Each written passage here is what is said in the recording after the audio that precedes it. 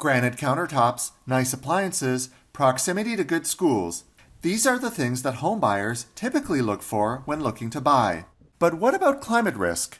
How prone is your home to flood, fire, and hail? There is a lack of available information. There may be other priorities that people take in place of the risks to their homes in regards to flooding or, say, wildfire. But that, say experts, needs to change. The federal government has promised to introduce a home rating program similar to this one in the US, but so far that has not happened. When you're purchasing a home, buying or selling a home, there's nowhere on the MLS, the multiple listing service, does it indicate that the home has experienced, say, a major flood event, or at least the homeowner and the real estate agent, they don't need to disclose that information.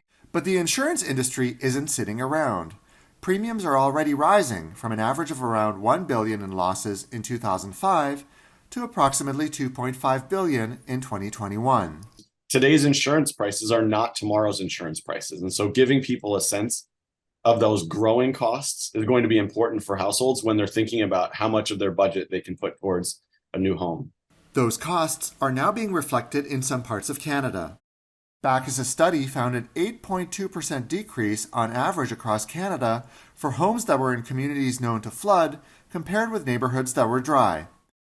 The biggest declines were observed in Gatineau, with a 17.1% drop in home prices following a flood in 2017. Real estate in parts of Ottawa took a hit after a flood in 2019, and homes in Burlington also experienced significant price drops.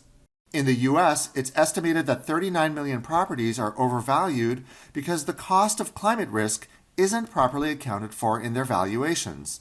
These homes face significantly higher risk than previously thought, and the premiums to correct that or to actually protect those homes is not what it should be.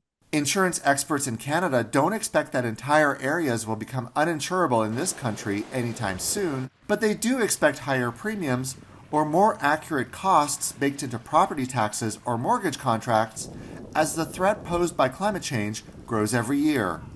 Camille Razavi, Global News.